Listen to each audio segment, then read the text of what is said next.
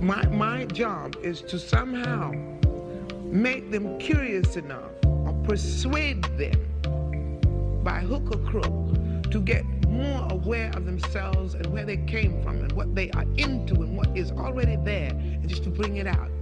This is what compels me to compel them, and I will do it by whatever means necessary. Welcome to the Black Girls Heal podcast, where we talk about healing our intimacy disorders, unresolved trauma, and building a healthy relationship with first ourselves and then others.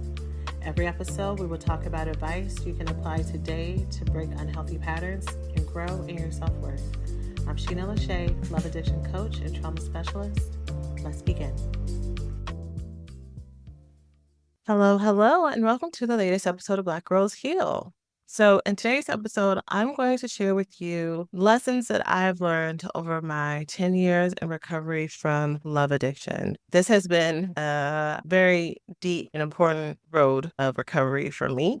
And many of you have been here along the journey with me as my client. Some of you know me personally, and you've watched the things from the ground floor, and you've watched the change, the transformation. You have watched the relationships improve. You've watched my relationship with myself improve. And depending on when you have joined me on this podcasting journey, you've had 7 to 8 years of me sharing a lot of the lessons, tips, and tools and things that I have learned here on this platform as well, and in my Love Junkie platform, which is where I first started podcasting about sex and love addiction. So today's episode was inspired by, I was reminded about a poem, which I'm pretty sure I've talked about here on the podcast before, but I've talked about love addiction in so many different places in so many different ways that I kind of confused. Okay, did I share this with my clients? Did I share this on the podcast? Did I share this on social media? Or did I share it everywhere? I don't know, but it is so good that it bears repeating. I'm going to share with you a poem that I found right before I actually entered my recovery process with love addiction, and it really spoke to me. It felt like it was telling me something, telling me lessons about love, telling me lessons about life, telling me lessons about self-acceptance and self-ownership and self-love that I wanted. I understood logically what it was saying, but I didn't get it in my soul, which is why I kept looking for answers outside of me, which is why I kept having relationships where the disappointments and the failures really, really rocked me, where it was really hard for me to feel contentment and really hard for me to judge what were healthy sources of love. And so now here I am 10 years later, this poem completely, I feel like, is dictating in better words that I could what it looks like, what the lessons you learn throughout this process looks like. So I'm going to share the poem again. I'm going to share what each of these lines mean to me as far as the lessons I've learned. And I hope that it serves as inspiration for those of you who are just starting your journey or who have been here for a while, or you resonate with what I'm about to share, and that you know what is available for you to build off of and for you to find your own truth. Because what I'm going to share are the lessons that have resonated for me, and there may be different lessons that you need or things that you need to be made whole. But I really think that this spoke volumes to my soul. Let me go ahead and just jump on in. Thanks for listening to this week's podcast. Before we get started, let's take a small break to say thank you to this week's sponsors. This episode is sponsored by ByHeart. ByHeart is an infant nutrition company built from the ground up to deliver real innovation on behalf of babies and parents. ByHeart is made with certified clean ingredients.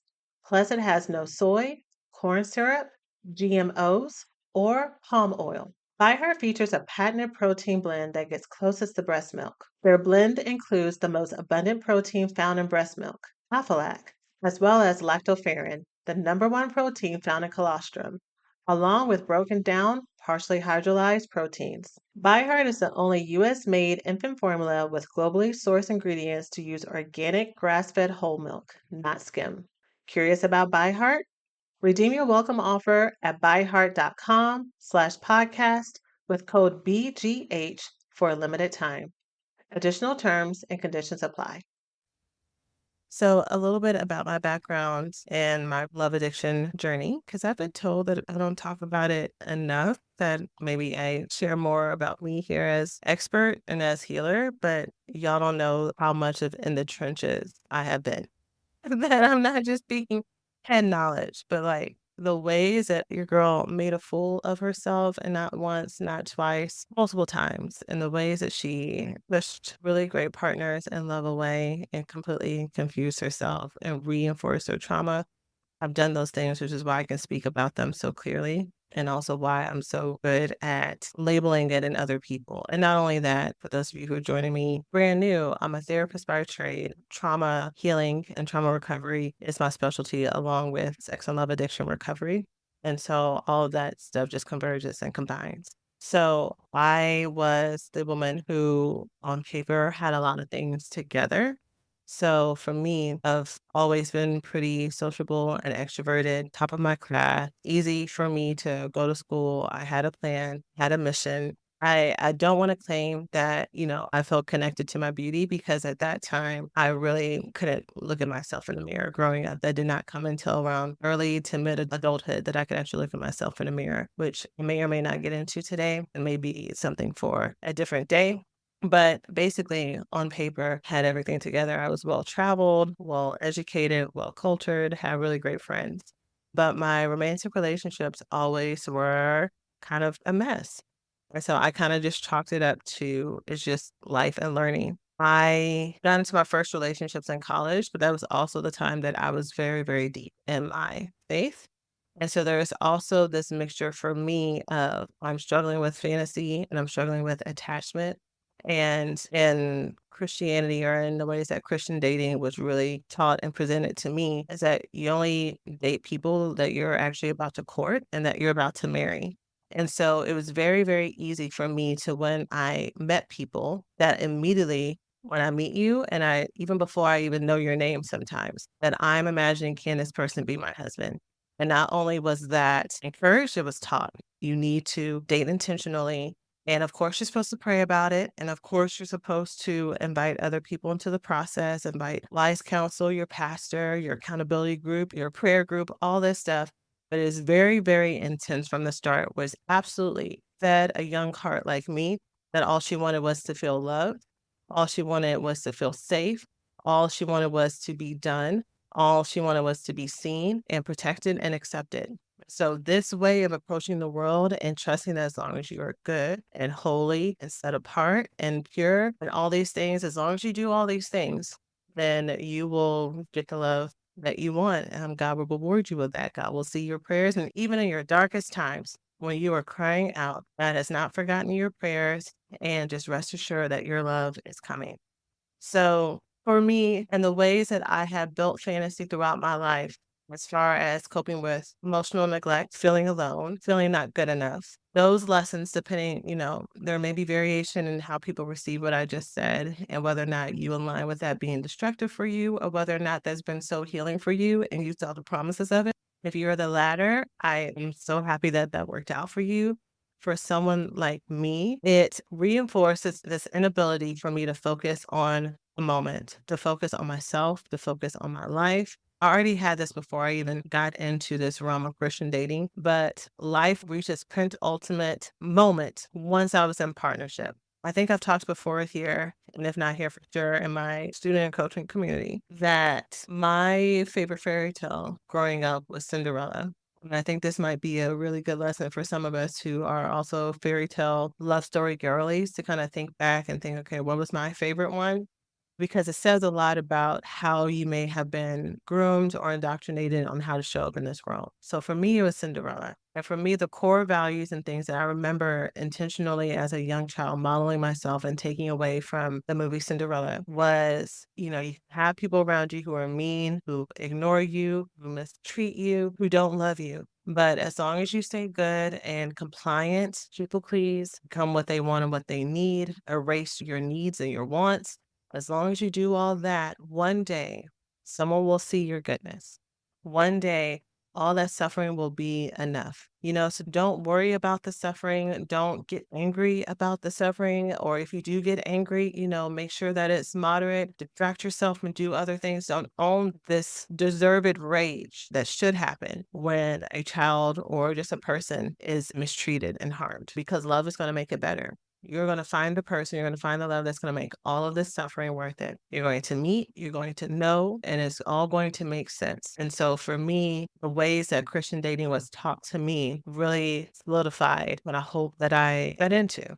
So there was that. So it would be, I would meet someone and they immediately needed to be my husband. And I would stay through things that I probably shouldn't have stayed through. I didn't know how to claim my self respect. I didn't know how to claim boundaries. That wasn't taught to me. And if there was something that happened, it wasn't that you necessarily broke up, it's that you go to your pastor, your accountability group, and dependent on the level of emotional knowledge and boundaries that they have and where they are in their understanding of trauma relationship health, they're either going to tell you to go back and take all the blame for yourself, or they are going to just encourage you to pray about it. They are going to say things that are like, well, this is just normal when it comes to healthy relationships or to marriage partnerships. So you just need to stick it out and not that what is happening is dangerous and it shouldn't be happening at all and it shouldn't be overlooked. So that was one realm of ways that I ended up being in relationships. And then as time passed and I got older and kind of expanded outside of that, still Christian and still praying and still letting myself apart, but also I'm more out in my adulthood now. Now I'm dating more and more people who are not the best fit for me. And again, I'm very good at rationalizing away the red flags. I am so good based on my trauma pattern at when I see someone who is neglecting me or not showing up with the energy that I want them to, I have perfectly honed and curated how to endear someone to me. I know exactly what to say, how to make my voice, how to charm you, how to win over my abusers and perpetrators. Because for me, this is of course me talking now. This is not conscious thought that I had then. But for me to learn how to subdue and learn how to appease and calm potential perpetrators was necessary for my survival. I needed to have people who didn't give two shits about my emotional health or mental health or what the pain I was having. I needed for my survival as a child to keep them on my side, to keep them at least there and present long enough for me to get my needs met. And so perfectly curated this. And so when I meet people who don't know and don't want to know or are incapable of giving me what I need, my immediate reflexive response is appease, trap, charm them to love me. Not move around, not find someone who's worthy of me, not find someone who is deserving of me, not have self-respect and boundaries because love is the ultimate goal. Relationships are the ultimate goal. And being partnered is where you can finally rest and be done with all of this. So to wrap this up so I can get into the lessons that I've learned throughout this time, I dated narcissists and just over time, I would consistently cross my boundaries more and more and more. So people who were narcissists, people who were recently out of relationships, which were boundaries that I said I would never cross, people who I liked them more than they liked me. And then the people who did like me, I just found them boring or no chemistry or made excuses to not hang out with them and just pushed all that away. I have gone as far as light stalking. I have gone as far as, the rambling late night calls and desperate texts and trying to see where someone is and just completely losing my mind for no reason. It makes no sense for someone like me to be at that place of desperation, of thirst, and of need, but it was there. It was absolutely there. It was visceral, and I couldn't explain it. I felt so silly and ashamed and embarrassed and guilty that this is where I was. I would watch my other friends who, yeah, they would, sometimes fall for people who were bad matches, but they could recover and they would be able to date someone who was even better and treated them like a queen afterward. They weren't so ravaged and obsessed and ruminating about breakups and relationships that didn't work out like I was.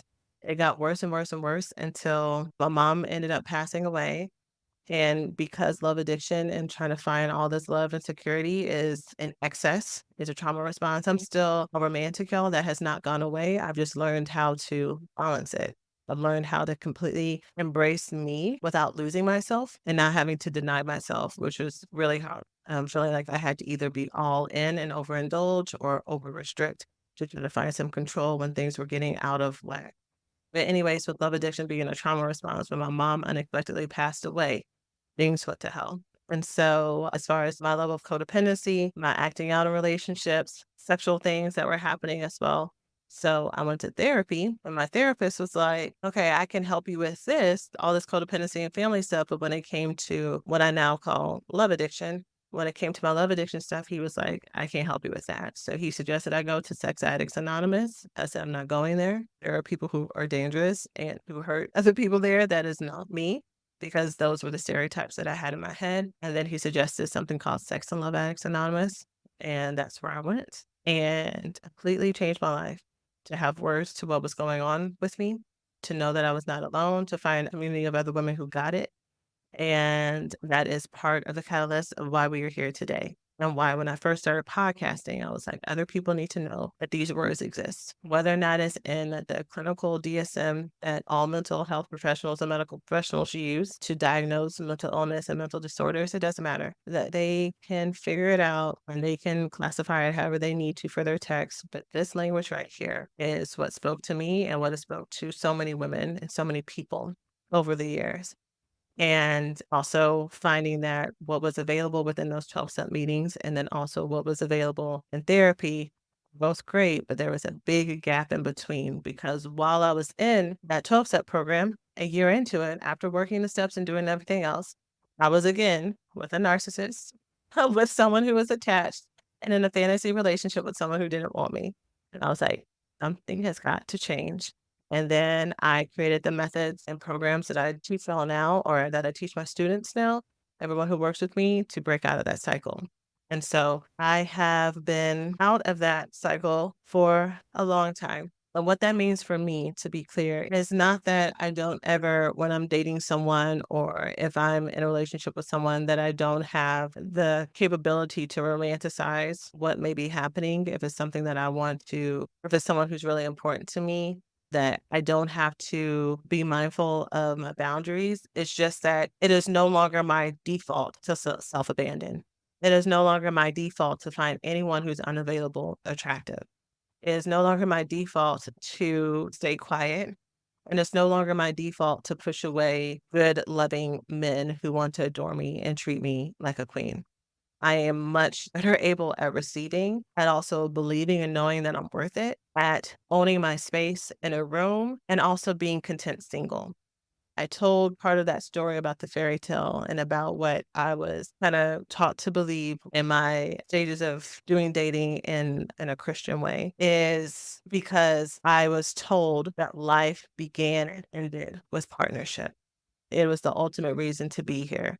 And for many of us who idolize that, we will put ourselves in harm's way. We will marry and partner with people that we have no business partnering with. We will have such a fulfilling and beautiful life and still feel like something is missing, that we are empty and incomplete without having a person there. And I've been able to get to a place where I'm completely honest. Y'all have heard me here on the podcast, that companionship, I believe, is a human need and right that we all deserve to have, and that is innate and doesn't go away. But this balance of, yeah, the sun is shining, but there's still some rain clouds on the horizon until I have a person there. I've been able to get out of that. I've been able to be fully present so that when relationships are here, it is extra. It is on top of what I've created. And that's a place that I thought I could never get to. That's a place that when people would talk about it, one, I would be like, what does that mean? And two, I would be angry that I even had to get to that place. Because for me, to let go of the concept of romantic love being there meant that I was simultaneously saying that I was not lovable because love would not find me. If I don't ever find someone who loves me and wants to partner with me and marry me and treat me better than everybody else and see me as a prized possession, yeah, I'll have a career and friends and, tribe and travel and da da da da. But that's kind of a consolation prize. Like, that is not as worthy as having someone claim me and say I belong to him or her, depending on who you're attracted to. It is a life that was given, but not one that I would have chosen. And so me hearing that I needed to get to a place to where that would be my reality and then be joyful about it, I was very resentful of it, because you're telling me to give up something that I need to feel safe and whole to make all of this pain worth it. You're telling me just to suck it up and deal with it. I've already lived my life alone. I've already lived my life having to take care of myself and to suck it up and to make lemonade out of lemons. I don't want to do that anymore. And you're telling me I need to? Fuck you. Fuck that. And so getting to this place has been hard won, but it's also been worth it. And the peace has been on this side, and the ability to be present in myself, and the ability to receive love and connection with gratitude, the ability to receive being seen, y'all. Oh, I'm gonna try not to cry. Oh, I gotta pause. Okay. There may be some tears that you can hear, but yeah, the ability to be reconnected to my faith, to see love and connection in a different way, and to be connected to my inner child and all that stuff. It has been worth it. So, all that to say, I'm going to share with you the poem that I mentioned at the beginning. And I'm going to talk about the different lessons that I've learned and wrap many of them into the things that I've already shared as far as my story. And I hope that you find this helpful.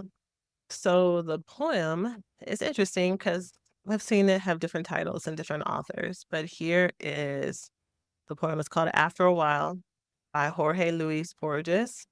I think I've shared it before under the title After a While. Sometimes you may also find it as You Learn, but it was revised and copyrighted by Veronica Schofstall.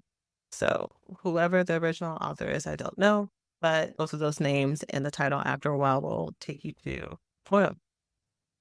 After a while, you learn a subtle difference between holding a hand and chaining a soul. And you learn that love doesn't mean leaning, and company doesn't mean security. And you begin to learn that kisses aren't contracts, and presents aren't promises. And you begin to accept your defeat with your head up and your eyes open. The grace of a woman, not the grief of a child. And you learn to build all your roads on today, because tomorrow's ground is too uncertain for plans. Futures have a way of falling down mid-flight. After a while, you learn that even sunshine burns if you get too much.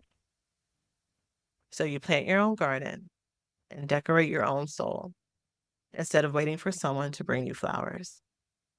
And you learn that you really can endure, that you really are strong, that you really do have worth. And you learn and learn. With every goodbye, with this poem, I remember reading this and thinking when I first read it, this is so beautiful. There's also like this tinge of sadness that I couldn't quite like. For me at that time, when I would listen to this or read this, it was that message that I was saying before, like love is supposed to be this ultimate thing that heals you and redeems you, and your romantic partner is going to make it all make sense and all that other stuff, right? And again, y'all, just to repeat before I get further into this, your girl is still, maybe I should say hopeful romantic, but I'm still a hopeless romantic. For me to be in relationship with me, we ain't doing this unless there's romance, right? Like I still, I still hold this standard for my partner to have access to me. And so it is a deep requirement because it's what I know that I'm deserving of and what I'm worthy of. And so when I first read it, it felt like it was a continuation or an extension of what I had heard before. You got to get to a place where you just love yourself fully on your own and you don't need anyone else. And for me, again, that equated to lifelong, eternal solitude. And I'm just have to be in this dark corner, this dark room, and just smile and act like everything's okay.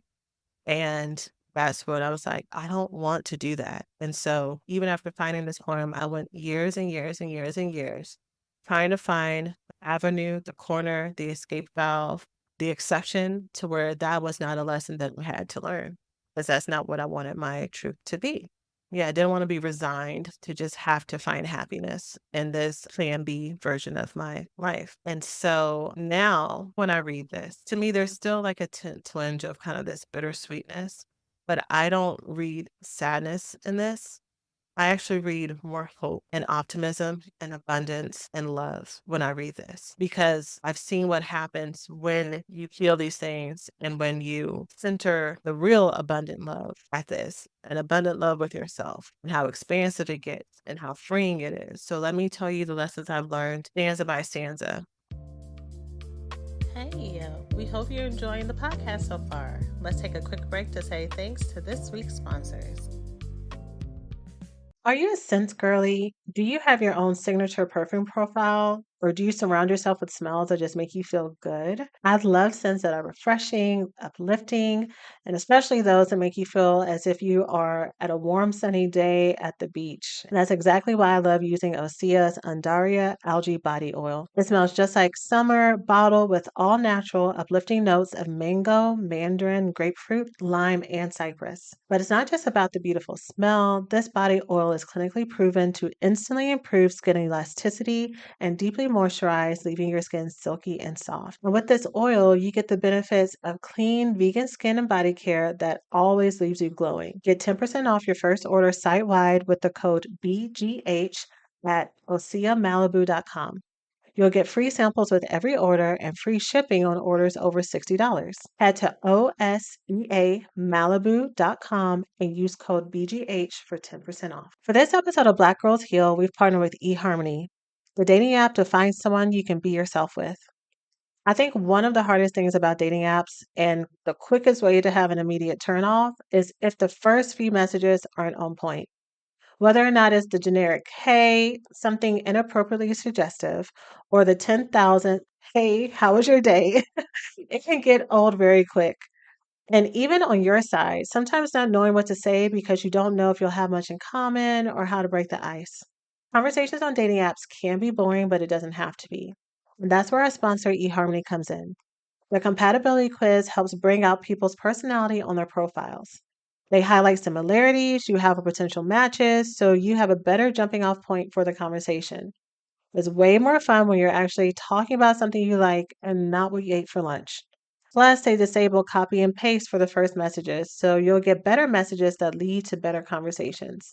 With eHarmony, you're already one step ahead when it comes to meeting someone who gets you. So check out eHarmony. Take their compatibility quiz to get started today and get who gets you on eHarmony. On this one. First one, after a while, you learn the subtle difference between holding a hand and painting your soul.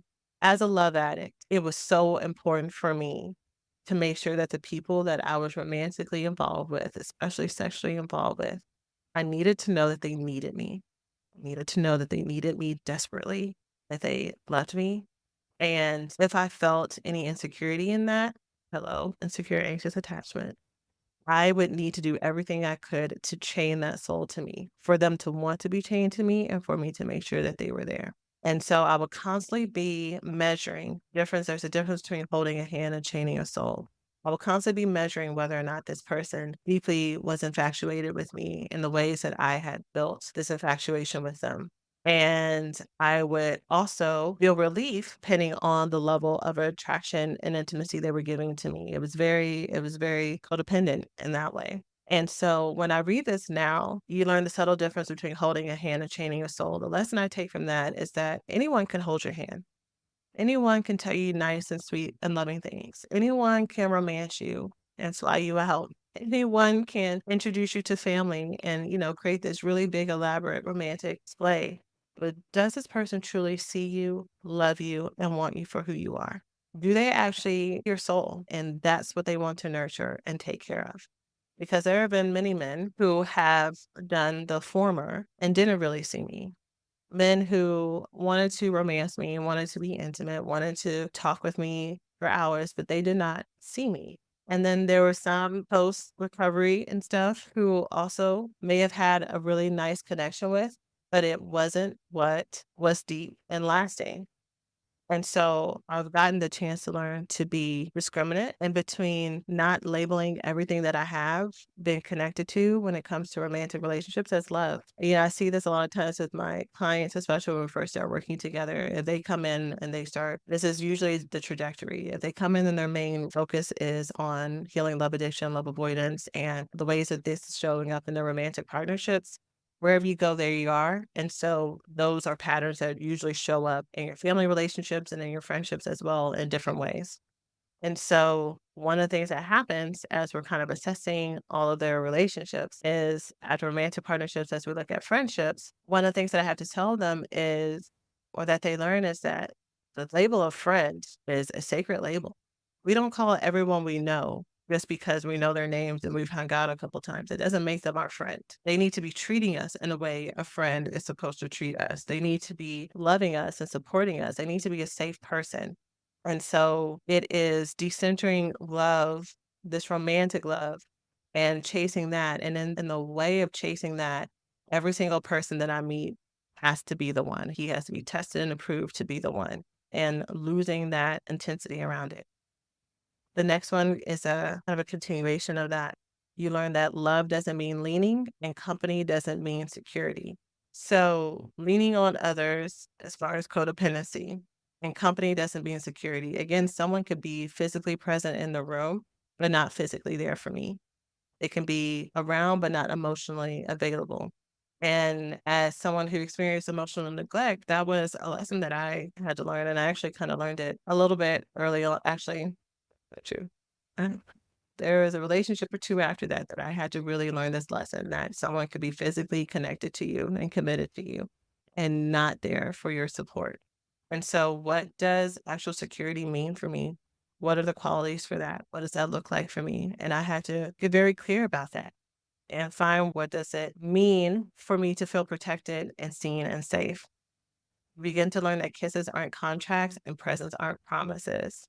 The ways that I would spend time romanticizing romantic moments between me and former partners or former lovers to feel safe, to feel comforted, to get a little glimpse of what it felt like to be securely attached, right? And I would replay these moments over and over again, whether or not I was in a partnership with them or not, to try to get a little semblance of that.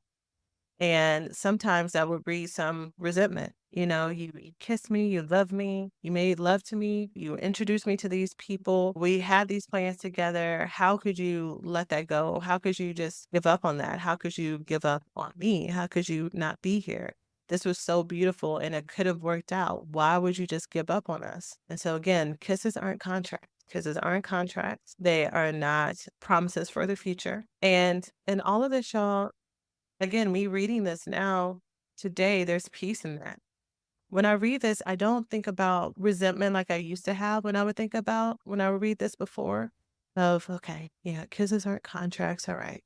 Connected with this person. I love them, but yeah, they don't have to be with me. Like I don't take it with that kind of whole hum energy. I actually read this with gratitude. I read this with gratitude of the kisses that I got to have. I read this with gratitude of the romantic nights and dinners, of the trip, of the presents, of the bills being paid. Hello. But of the love letters and the texts with people who may no longer be here. But the ways that they poured into me and the ways that they left me better than they found me, the ways that they restored hope and love and optimism in me, or gave me, not even restored for some of them, gave it to me by being in those partnerships. Like that to me is beautiful.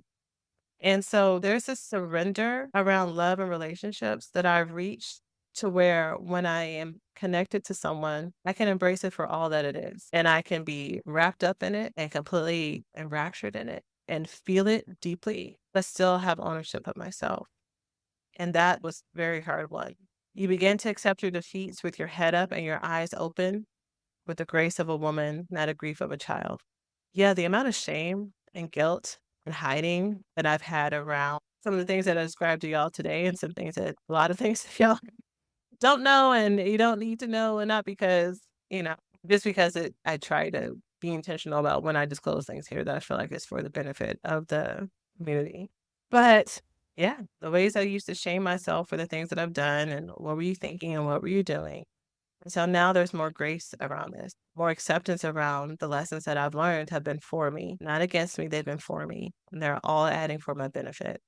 And that inner child in me that has been wounded and hurting and needing to be seen and comforted when she's bad or when she makes a mistake or is imperfect, to help her know that she's not bad, to let her know that it's okay for her to need love and to need to be seen and to need to be cared for, and giving myself that self-kindness that I haven't been able to give to myself in the past. You learn to build all your roads on today because tomorrow's ground is too uncertain for plans and futures have a way of falling down mid-flight.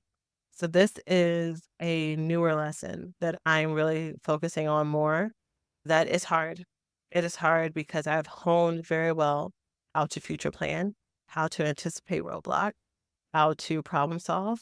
I am someone who does find security in people and in relationships and in institutions that have a vision.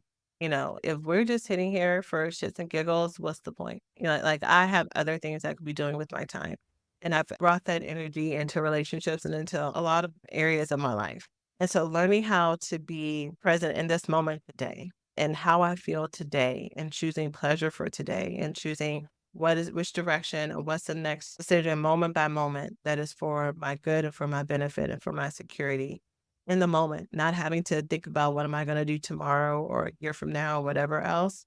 Girl, I've curated perfectly how to do that. I can do that sleeping with my eyes closed. Like I know how to do that. What I haven't known is how to be grateful and find peace in this moment, to fully embrace that I have enough. That it's not that tomorrow or next year is going to give me what I need to finally make me happy, but today, in this moment, am I happy?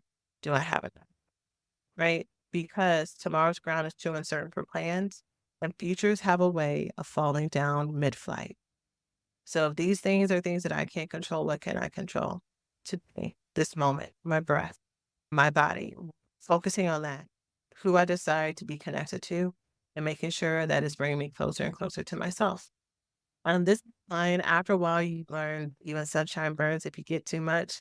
This may be a lesson for future me because to me, it doesn't really resonate for me. The closest thing that I can think of is maybe love bombing. And some of my love languages are words of affirmation and gifts. So, yeah, love bombing could be what this is alluding to if it comes with negativity and abuse on the other side of it. But knock on wood, my sensor is so honed that people and negging or bullshit. And I'm so honed. I really need to feel safe and that you're for me. And if I feel like you're not, it doesn't matter what you buy me or what you give me or what you send to me in text. First of all, the text ain't going through because you're blocked. So like I don't need it. I will leave it exactly where it is. I'm not moving my hand. I don't need it. You can keep that, right? So that line might mean something to me in the future. But here's the next ones that I will leave us with for today. So you plant your garden and decorate your own soul instead of waiting for someone to bring you flowers. This right here was probably the one that kind of solidified in the past. I had to decorate my own soul and I have to buy myself my own flowers. Okay, I can do that. They're telling me that if I do that, then I'll be happy. That would do it. Take myself out for dinner, do all this stuff, but it still felt like, if not that I was just biding my time, but I was kind of like basically exactly this. You're doing it because someone else wants you to do it or tells you to do it, not because you actually want to do it and that you find pleasure in it. So it felt empty, you know? And also part of me, some of you may be able to relate to this. Part of me was like, okay, if I do these self-love things enough, is it going to unlock? Is it going to be the golden ticket that unlocks that my person is going to come? And that, going back to what I've learned about earning love and being good enough and working and striving and stuff, right? And I take myself to enough solo dinners and solo movies and solo trips and have enough moments with my girlfriends who were laughing and having sleepovers. And I just really put on this show of self-ownership and self-contentment, then this person's gonna come. So kinda like I'm looking forward at the life that I have, but I'm kind of peeking out the side. I think the side of my eye. Like, okay, is he coming? Is that him? Oh, is this it? Is this my reward for all the work that I've been doing? Yeah, so planting my own garden and decorating my own soul did not sound attractive or fun to me. Also, this idea of, okay, I got to buy myself flowers. To me, the way that my wounding was set up was I'm buying myself flowers because no one sees me worthy of buying flowers for.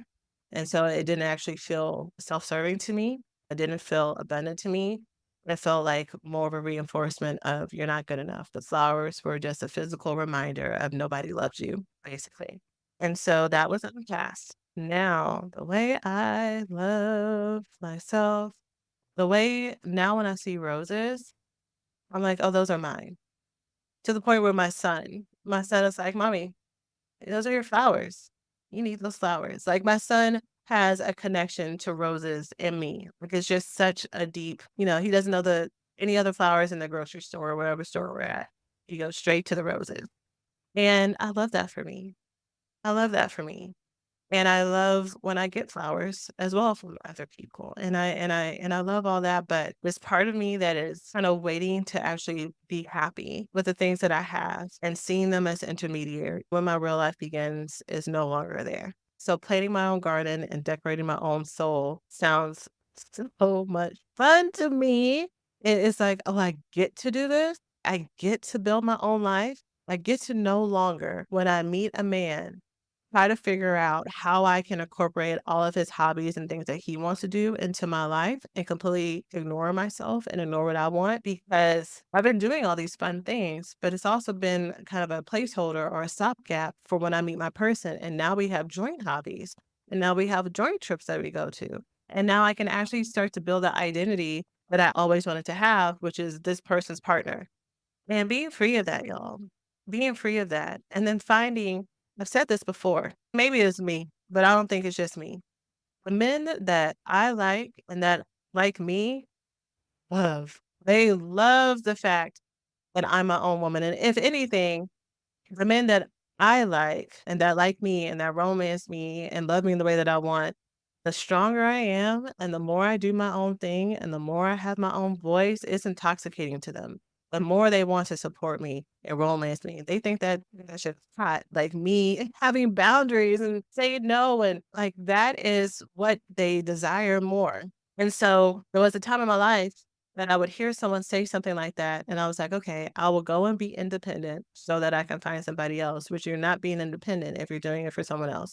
Getting to this place of complete, I don't know a different way to say this. So this is gonna trigger you, and I'm sorry. I'm so sorry. And I hope that as I say this, I either find another way to clean it up or I can come back at a different episode or cut this part out. If you're listening to this, obviously I didn't get a way to do that or find a way to do that, but getting to this place of real abandonment of this fantasy and this idea. What would my life look like? This never happened for me. If this thing that I want, if it actually never happened. And this is not me saying I hate men or I don't want to be with men or acting as if I would be comfortable and happily choose to be a eunuch. It's more like, if that's what life gave me, what would that mean for me? And going through the emotions of grief and going through the sadness and going through the despair, going through the resistance that that's not for me until finally I was able to get to the other side of it and then finding how much the world opened up for me there. You know, even Jim Carrey said it's incredible once you're totally okay with being alone, how much people want to be around you. This great oxymoron that happens. And so here at this podcast, I'm always going to teach us how to optimize our relationships with other people. And I guess what this episode is about is optimizing our relationships with ourselves. I think a lot of people who are talking about the decentering movement and finding yourself take what I'm trying to explain today in the extremes. And maybe we're saying the same things. Maybe this is just my cognitive dissonance or just my lack of awareness. But it feels as if there's a lot of maybe anger or hatred or bitterness or dehumanization of men, because we're talking about the decentering movement, that's behind this. Like, you are so low and you're so below me. And that's what's going to help me live my life. And I don't believe in channeling that type of energy for anyone. It's not good for your body. It's not good for your stress. Your body and your self worth and your mental health is best when you are living in peace. If I have to have as my motivation the dismantling of other people or just all those emotions are hard on your body. So if I can make these decisions from a place of clarity, I want to make decisions for me that are for my pleasure and for my benefit. And so I'm making these decisions right now because I want to make sure that I have a full and happy life here today, fully as myself, is better than I'm living my life in rebellion towards somebody else. Because even then, I'm still centered on someone else.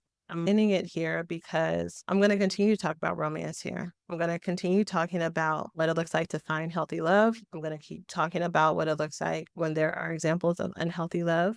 I'm going to talk about codependency. I'm going to talk about connection. I'm going to talk about learning how to receive and all those things. But your relationship with yourself really, really, really needs to be number one.